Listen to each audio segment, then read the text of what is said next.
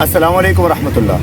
दोस्तों, मेरा नाम मुनीर अरशद है और पाकिस्तान के शहर मंडी बहाउद्दीन से मेरा ताल्लुक़ है। पैराडाइज़ ऑफ विज़िटर्स मालदीव के अंदर मौजूद हूँ और मालदीव का ये शहर कैपिटल है जिसे माले कहते हैं। माले के अंदर हम इस वक्त मौजूद हैं और आपको ज़रा इसकी थोड़ी सी हिस्ट्री बताना चाहते हैं कि मालदीव इंतहाई खूबसूरत मुल्क है, लेकिन ये लोगों की आंखों से ओझल था। जितना ही खूबसूरत है उतना ही लोगों की आंखों से ओझल था। और ये कब लोगों की आंखों के सामने आया, कब लोगों ने इसकी खूबसूरती को समझा, ये बात मैं आपके साथ शेयर करना चाहता हूँ कि इससे पहले, मालदीव से पहले जो टूरिज़म का एक सिस्टम था जहाँ पर लोग ज़्यादा आते थे, जो टूरिस्ट ज़्यादा आते थे, वो था श्रीलंका। और श्रीलंका में लोग बहुत ज़्यादा आते थे, लेकिन वहाँ पर हालात ख़राब हुए और तामिल टाइगर्स ने वहाँ पर हमला किया। वहाँ के टूरिस्ट जो थे वो बदज़न हुए और उसके बाद उनका ध्यान इस तरफ हुआ और साथ ही 2004 में वो सुनामी आ गया, ठीक है। और सुनामी के अंदर बहुत ज़्यादा नुकसान भी हुआ लोगों का। और यहाँ मालदीव के अंदर जो इनका नुकसान हुआ सुनामी 2004 में, तो 82 लोग मालदीव के वो मारे गए सुनामी के अंदर, ये कोई, और 26 लोग इनके मिसिंग हो गए जो मिले नहीं हैं। उसके बाद इनके बहुत सारे जजीरे जो है वो डूब गए, क्योंकि पहले ही इसकी सतह समंदर से ऊंचाई बहुत कम है।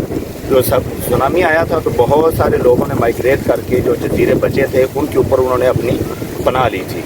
और उसके बाद इनके जो प्रेसिडेंट थे, मामून उनका नाम है, उन्होंने दुनिया भर से लोगों से वो पैसा मांगा कि हमारे मुल्क के अंदर वो सुनामी आया है जो हमें बहुत नुकसान पहुंचा, जिसकी वजह से तो हमारी इमदाद की जाए।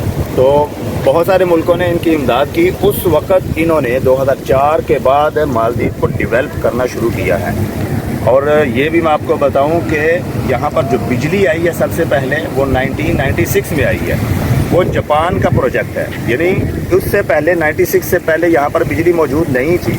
इस वक्त भी यहाँ पर जो बिजली के पॉइंट्स लगे हुए हैं उनके ऊपर जापान की कंपनी का नाम लिखा हुआ है। तो 2004 के बाद ये प्रॉपर डेवलप होना शुरू हुआ है। और उसके बाद ये जो आखिरी 5 साल हैं, इन 5 सालों में बहुत ज़्यादा लोग, बहुत ज़्यादा टूरिस्ट यहाँ पर आए हैं और लोगों का ध्यान इन आखिरी 5 सालों में बहुत ज़्यादा हुआ है। और ये बात हमने भी नोट की है। जब 2015 में मैं आया था यहाँ पर तो यहाँ का एयरपोर्ट बिल्कुल खाली था, बिल्कुल नॉर्मल।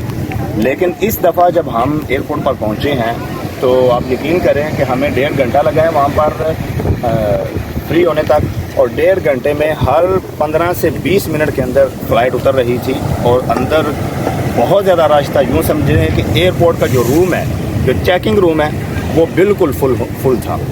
और उसके साथ इस साल 2022 में जो है सबसे ज़्यादा टूरिस्ट इनके आ चुके हैं और इन्होंने अनाउंस भी कर दिया है उसको।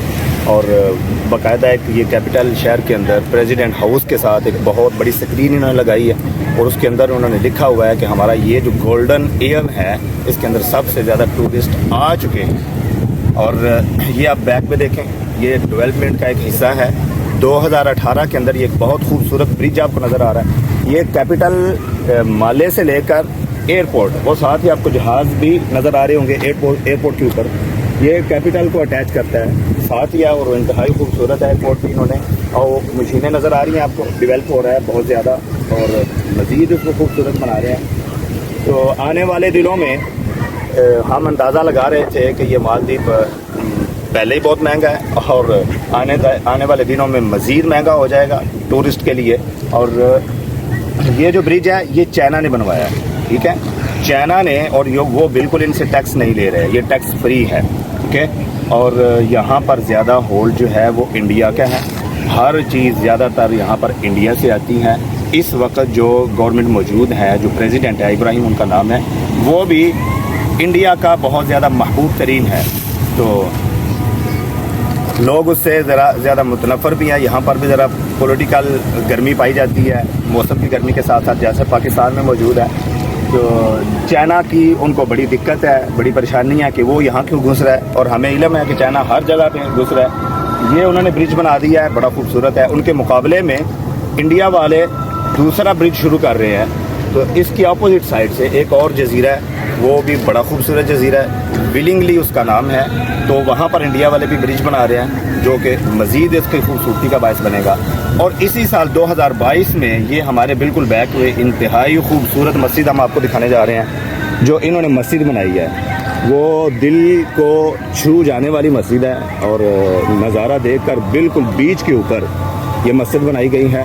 اور اس کا اسکیچ جو ہے اور اس کا جو ڈیزائن ہے وہ دیکھیں ذرا, کتنا مزیدار ہے ماشاءاللہ, آپ کو نظر آ رہا ہے. اس مسجد کا نام مسجد سلمان ہے, جو اس کی اوپننگ 2018 میں یہ شروع ہوئی تھی, اور اس سال میں 2022 میں اس کی اوپننگ ہوئی ہے. تو دوستو یہ تھوڑی سی انفارمیشن تھی اور جو آپ سے ہم نے شیئر کی ہے.